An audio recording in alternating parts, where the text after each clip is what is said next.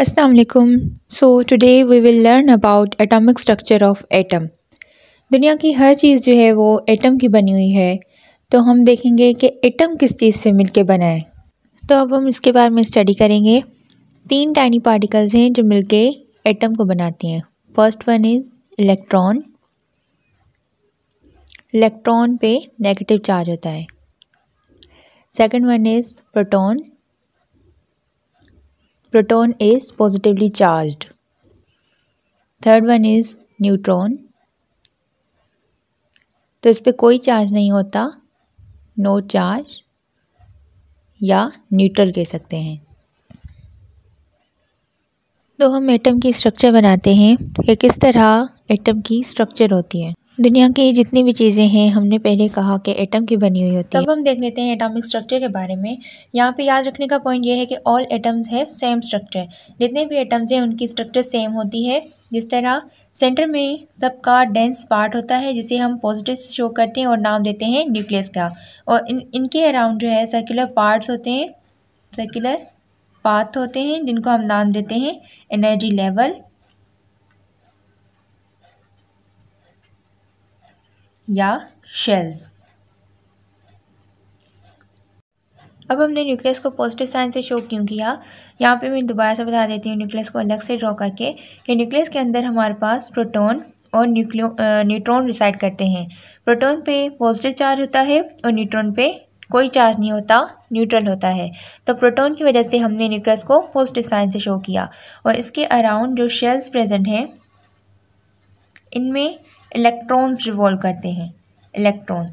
अब रीज़न क्या है कि प्रोटॉन जो है वो प्रोटॉन के अराउंड इलेक्ट्रॉन रिवॉल्व करता है। तो यहाँ एक इम्पोर्टेंट सवाल अराइज होता है कि why electron revolve around the nucleus. इसका आंसर ये है, इलेक्ट्रॉन देखें पहले हमारे पास है नेगेटिवली चार्ज, फिर हमारे पास है nucleus positively charge, nucleus positive charge. तो ये दोनों, इन दोनों के बीच में हमारे पास होती है इलेक्ट्रोस्टैटिक फोर्स, इलेक्ट्रोस्टैटिक फोर्स, जिसकी वजह से इलेक्ट्रॉन न्यूक्लियस के अराउंड रिवॉल्व करता है। तो आंसर क्या है हमारे पास, इलेक्ट्रोस्टैटिक फोर्स। अब हम देख लेते हैं कि एटम, होल एटम पे कौन सा चार्ज होगा, पॉजिटिव या नेगेटिव। क्योंकि हमने देखा कि एटम में पॉजिटिव चार्ज भी है, नेगेटिव चार्ज भी है। तो एटम अगर हम होल देखें तो उसमें कौन सा चार्ज होगा, पॉजिटिव या नेगेटिव। तो इसका आंसर है हमारे पास, an atom is a neutral particle. Atom जो है अगर हम होल देखें तो उस पर कोई चार्ज नहीं होता, वो न्यूट्रल होता है। इसको भी हम देख लेते हैं कि न्यूट्रल किस तरह हो सकता है अगर उसमें पॉजिटिव चार्ज भी है, नेगेटिव चार्ज भी है। एग्जांपल के तौर पे हम ले लेते हैं हाइड्रोजन एटम।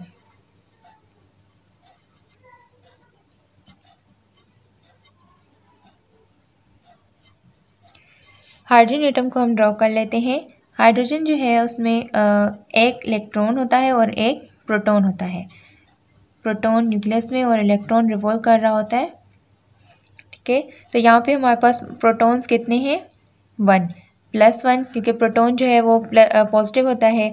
और इलेक्ट्रॉन्स हमारे पास कितने हैं, -1। प्लस माइनस क्या हो जाते हैं, कैंसिल आउट हो जाते हैं। तो आंसर हमारे पास क्या आएगा, 0। यानी कि इन पे कोई फोर्स नहीं है, ना पॉजिटिव की ना नेगेटिव की, दोनों कैंसिल आउट हो जाएंगी। तो ये इस तरह जो है एटम, होल एटम जो है न्यूट्रल होता है। नंबर ऑफ प्रोटॉन्स जो हैं हमने पढ़ा है कि नंबर ऑफ प्रोटॉन्स इक्वल होते हैं नंबर ऑफ इलेक्ट्रॉन्स के। इसी वजह से एटम्स जो हैं वो न्यूट्रल होते हैं। तो हाइड्रोजन को हमने डिस्कस कर लिया। अगर हम हीलियम को भी ले लें, हीलियम को भी देख लें, हीलियम में हमारे पास टोटल कितने इलेक्ट्रॉन्स होते हैं, 2 इलेक्ट्रॉन्स होते हैं। स्ट्रक्चर को देखें,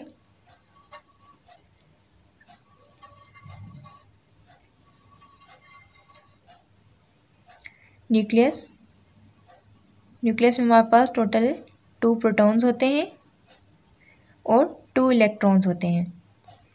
यहाँ पे भी हमारे पास पॉजिटिव और नेगेटिव साइन दोनों इक्वल हो गए, यानी कि 2 इलेक्ट्रॉन 2 प्रोटॉन्स। तो पॉजिटिव नेगेटिव दोनों कैंसिल आउट हो गए, होल न्यूट्रल एटम।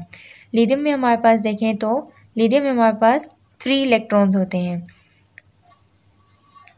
3 प्रोटॉन्स और 3 इलेक्ट्रॉन्स।